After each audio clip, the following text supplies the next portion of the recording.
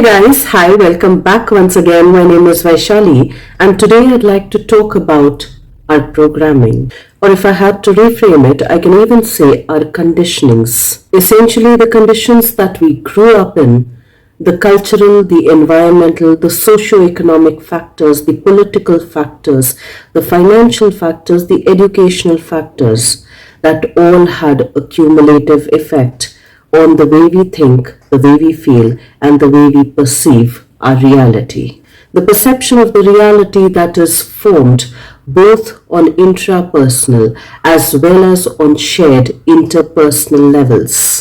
And in my understanding, if the perception of the reality is both intrapersonal and is interpersonally shared between two or few people, then it's a common collective experience as well, which invariably means that there are certain belief systems, that there are certain value systems that are inherently collectively shared. In a way, also implying that it is these collective ideas or ideologies, it is these collective set of information that then form our mindset, which is once again experienced on both personal and interpersonal levels. So then if all of these aspects are interconnected and overlapping to some degrees, how do we then know that it's our personal mindset, that it's our personal value, that it's our personal belief system, that it has not been impacted and influenced by our interpersonal connections, that it has not been infiltrated by other systems that we interact with. And those systems more or less include our educational system, our family system, our cultural system, our religious system, our law system, our financial system, our political system, our geopolitical system. How do we ascertain, how do we know for surety that it's our own personal value system?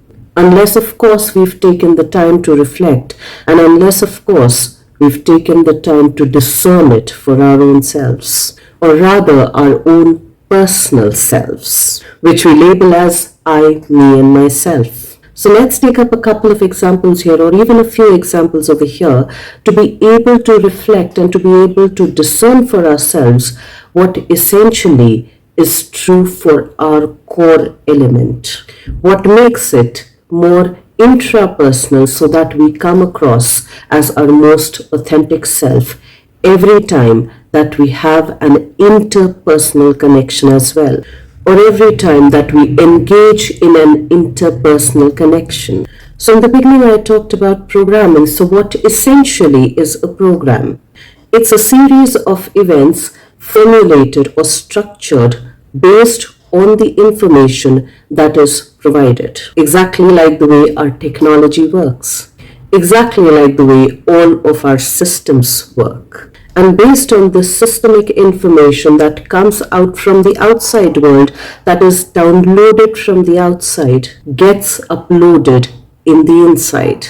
The interpersonal becomes intrapersonal. So if we take the example of the recent movie Teri Baaton Mein Aisa Uljha Jiya, wherein this AI has been programmed to work in a certain way based on a certain set of information that has been downloaded into her, because of which she operates the way she operates, as being extremely efficient, as being something who's super absorbent and learn things very quickly and efficiently, as someone who even implements those learnings extremely fast and efficiently, is highly productive, is not scared of anything, is not even scared of burning down an entire town, should make us want to reflect on all of the information that has been programmed into us because of the information that we constantly download.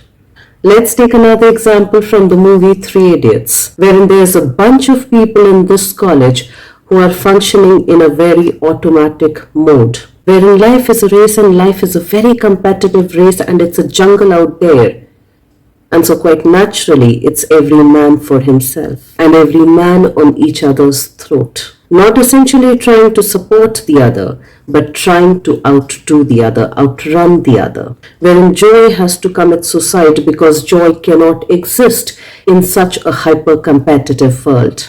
And not just metaphorically, but quite literally as well, wherein somebody feels so overwhelmed and so overburdened by the expectation of his own people, his own family members, that he starts to wear rings on all his fingers because he's been told that will kind of ease out his stresses, that it will take off his worries, which may just be another form of programming and information download as well. This movie also showcases that in this particular cultural context, in this particular society, in this particular environment, there are certain subjects that matter more than others. There are certain subjects that give us the idea that the person is more intelligent compared to others. Now, isn't that also a shared collective perspective as well? A shared set of information that forms our belief system, that informs and forms our mindset, not just on personal level, but on interpersonal level as well.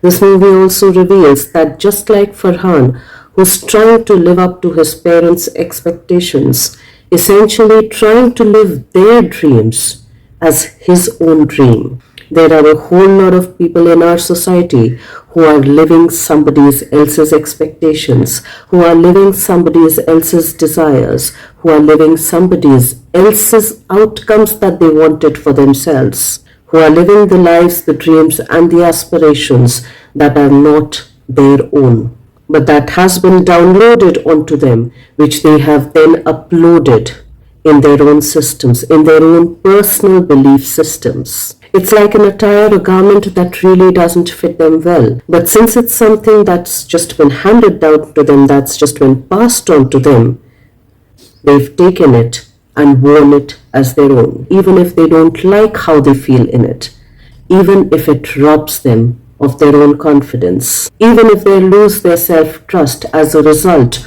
of losing their own confidence. So in a similar way, for the nth number of time when I was listening to this lady Anita Moorjani, who's the writer of Dying to Be Me, talks about her own conditioning, wherein she reveals that it literally took her own death for her to start living her life on her own values, which was more true to her own self. Wherein she goes on to tell us that as a child of the Indian immigrant parents, wherein she was going to a British school, staying in Hong Kong, residing in Hong Kong, and coming back to a culture that was Indian, she kind of got out of tune with her own authentic self. She wasn't in tune and attuned with her own real self, with her oin authenticity. Wherein at home with her parents, she was trying to be this good Indian girl who had a lot of constraints with regards to the ways she expressed herself, and thereby felt a little cut off from herself too. And then she was stepping into this British school, which seemed a little more liberal and not so confining and restrictive. She found a different way to express and reveal herself in manners which she could not do with her own parents, with her own Indian culture. And in trying to fit into both of these worlds, not belong to both of these worlds, but in trying to fit into both of these worlds, in her own words, she became a chronic people pleaser. In her own words, she became a doormat. She became a yes man, or rather a yes woman, to anything and everything. And because she feared not being approved of and not being liked, she had a hard time establishing and negotiating her boundaries, till the time cancer took over her body. And it is weird over here when she expresses that it was probably the first time that she gave herself the permission to put herself on her priority list. It is for the very first time that she had to learn to say no. It is for the very first time she probably realized what prioritizing was all about. It was also probably for the very first time wherein she actually connected with her needs and her own wants. The first time probably wherein she even expressed her needs and her wants. To be able to get into places and spaces and interpersonal relationships which were mutually healthy, which were mutually reciprocal, which were mutually respectful, which were mutually gracious, where there was mutual understanding, mutual trust, and mutual collaboration that were mutually supportive as well. But it almost took her to her own grave to start taking a U-turn back. A U-turn back to self-reflection. A U-turn back to being attuned with herself. A U-turn wherein she had to reflect on all of the information download, which is all of our interpersonal conditioning that she had received, to metaphorically learn to discern which clothings to take in, which clothings to wear, and which clothings to let go of. Which clothings as a metaphor for informations with regards to our belief systems, with regards to our values, with regards to our authentic needs. Which clothing as a metaphor for all of the information that we keep gathering through the systems that we inhabit needs to be reflected upon, needs to be filtered with discernment to be able to get more in tune with our own selves, to be able to attune more with our own selves. And unless we take out time to deliberately and intentionally self-reflect on all of the programmings that we have received,